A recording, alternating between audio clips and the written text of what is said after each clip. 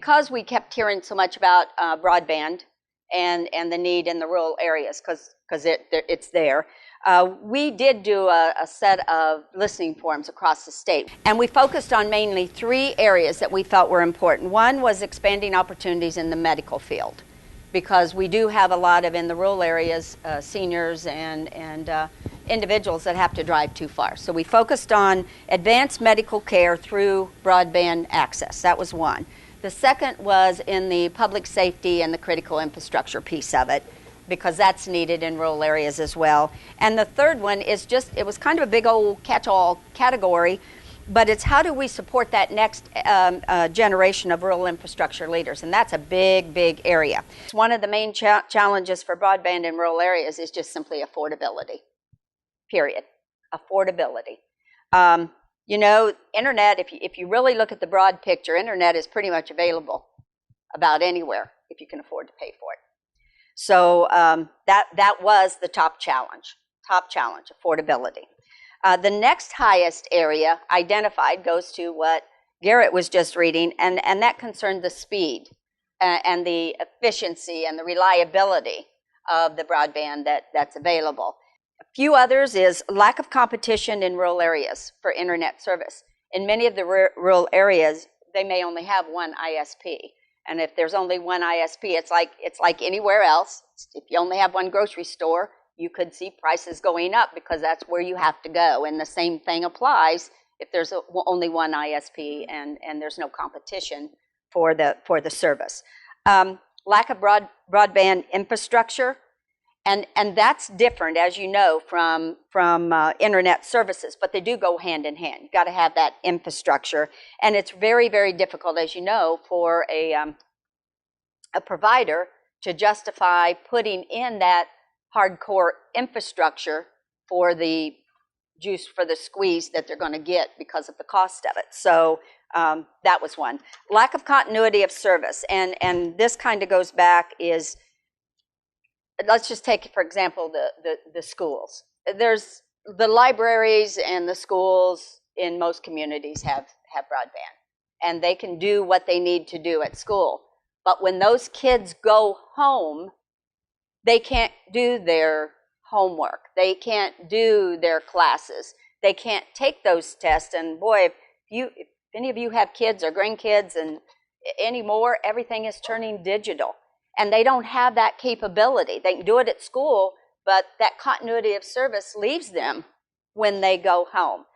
Issues with the verification process to determine broadband availability. You know, there's, as I said, there's broadband available, but how do you verify who's got it, who doesn't, what's the speed, what are they paying, all that type of thing. Education standards. How can schools invest in infrastructure to allow their increased use? So even some schools, I can give you a case, a small rural school was able to get all new computers from the Board of Education so that their kids would have it, but guess what? They got it, and then the infrastructure in the school would not, didn't have the capability to even let them use the new computers for what they were intended to do. Rural Development was able to do a grant to put Wi-Fi, wireless in there, but those funds are pretty minimal. Broadband is changing quickly, while electric and water are staying the same. You know, water and electric's been around a long time, and you know, they're two major utilities, and a lot of discussion about whether there is a third utility that's coming into our future, that being broadband, and the need just as critical as it is for electric and phone. Communities wonder who is taking the lead with this issue. You know, is it AT&T? Is it Southwestern Bell? Is a phone company going to eventually take the lead?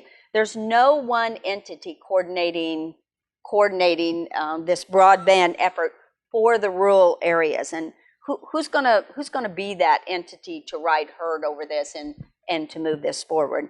And finally, how do we educate the communities about what they have and what's available? The who, the when, the what. You know, well, some of the studies that the Mobile Broadband Now, you may be familiar with, started, they did some tests across the state using the speed at that time around a meg or so, and so they were seeing like 98% coverage. The thing that with the 4 meg, and like you said, the FCC is currently, that's the driver for any company who's taking subsidies from the FCC to be providing that 4 meg, and that's download speed, and it's megabytes per second. Okay, is what when I say meg. I try not to use. I'll get caught up and I'll use a lot of acronyms. I'll use a lot of tech terms. I try not to do that. But so that's your 4 meg down speed, and then 1 meg upload speed. The down speed is what you will utilize if you're doing any kind of searches, or if you're going to do it ordering, or anything like that. That you're viewing stuff using Facebook, Netflix, any type of service like that. That's the download, and that's why it's so much higher than the upload. The upload speed, the meg, is where you may place a online order, the information going from your computer out to the nation. So I would say with currently, I don't know the general graphics, but I mean, we were upwards of the 80 to 90% still with at least the 4 meg that people should be able to receiving. But it's the most rural areas outside of any type of density, and I hate saying urban, because, you can call a small town 200 people, urban in a sense. And the reason that all that got started, Garrett, was because when telephone companies created, back in the years, they always started in town centers. And that's why, because being in those town centers, all the equipment's there, that's why most people who's within 4,000 feet, 6,000 feet of that center are receiving these speeds. It's when you get outside of that, you start seeing the capabilities fall into 1 meg at the best in most cases. I would say most people, if you have any type of broadband, which is digital subscriber line, DSL, you may hear that term. If you have any type like that, you should at least be receiving 1 meg. But with the usage, we need more. FCC has looked at a 25 limit, and I don't think that passed, but they're recommending it. And I will tell you that this last farm bill that was just done, that provided rural development with different rules on how we do our broadband, increased that speed to 10 at a minimum, with the encouragement that if that the provider consider putting it to 25. So, we've at least moved from the 4 to a 10 with an encouragement on the 25. And of course, what's going to get into the 25 is going to be affordability again. And let me back up on 2 things. You're talking about coverage. Yep. Okay. The common variable that we do all the studies on, and we're stuck with this, is households. Yeah. Okay. And so when they do these studies, they look at household percentage of coverage. Looking from a farming perspective, right, that's really a skewed result, because you can say, well, we have 90% household coverage in the state of Missouri, but when you're farming, you're not concerned about household. That's right. You're concerned about acreage. And so we don't look at the landmass, and I'm actually not even sure there's any studies that's been done to see the coverage of landmass that has broadband capabilities. And in farming, that's what you're concerned with, because you may have one household amongst 1,000 acres. Whereas that one household is not being counted accurately when you're looking at coverage. Whereas with landmass is what you need you're looking at that performance. Yeah, where it's available. I've done this before in other areas where people's had interest, said, hey, we need broadband, and try to facilitate with the people that I know who are either providing broadband services around the areas, and bring these people together to discuss and talk about what can happen or what can be done. Sometimes, one of the biggest hurdles in my job, or in some of my even people coming to me saying, hey, we want to provide this service, is knowing where people want it. Because they cannot afford to build out millions of dollars in infrastructure if no one wants the service. And so if there are groups of people, just like I talked about earlier, back in 1949, people came together and said, hey, we need this, we're going to do it. And that very well can still happen today. So it's not limited to a specific group or persons, and it could be a combination. I've said with electric co-ops and local provider telephone companies where they were looking at partnering to do it, because some co-ops are like, hey, we don't have the network capacity or the people. We don't want to hire a network professional or someone to run the network, but we definitely have the pole lines out there to be able to get the infrastructure out. The main point of this is just what you said, and you said it goes back to community. The worst thing you can do, it's hard enough to build it. It's not a build it and they will come thing. You got to know they're going to come before you build it, or you can't pay for it. It's kind of that situation. And we've had circumstances where we have put the base infrastructure into a community with what we call a Community Connect grant. We'll get into that later. I'm not going to go there. But the point is, we made that investment, put it in the community, and you give it free service for 2 years to the community with the thought that they're going to sign on. And, we've had some that you do that and they'll go, I decided I don't want it. Well, then you've got all of that stuff sitting there in that investment and the community doesn't want it. The community is the key. I mean, we can talk community. It's like I've told people, the money that we hand out, grant money, we could offer it all day to a community. But if you don't have a community that's got leadership, and that doesn't mean it's a population base, because we've got communities with 100 that's got outstanding leaders, it's going to make that community a success. But you got to have that community involvement. As Garrett said, I'm general manager of Como Connect, which is a subsidiary of Como Electric Cooperative. And a lot of people ask when we go out, why did Como Electric start doing broadband? And my number one answer is because our members asked. And if you know electric cooperatives, I'm sure a lot of you are members of them. You know that you own that electric cooperative. So when our owners ask us to do something, we listen. So that is the reason why we got into broadband. A little bit about our project. You've heard a lot of speeds tossed around this morning, 1 meg, 4 meg, 10 meg. But what Como is doing different is we're taking fiber optics to every home inside of our 2,300 square mile territory. So Garrett was waving the newspaper around about Mediacom's announcement of gigabit speeds in Jefferson City.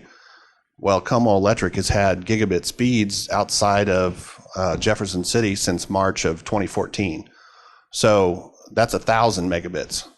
So where others are setting the standards low for rural areas at 1 meg and 4 meg and 10 meg, we didn't think that was enough for our owners and our kids going to school. So we set the bar really high and went to 1,000. So that is what Como Electric is doing about broadband inside of its service territory. Did you leverage outside dollars? How did you even get it going, Randy? Well, the way we got started is we did apply for one of the stimulus grants back in 2010, and we were not successful in that. But during that process, we had to ask for support from our community. And what that did is that really got our members interested in broadband at the time. We had done a study and our survey showed about 19% of our members had access to broadband. You heard Chris say 80%, 90%. Well, our service territory was very unserved.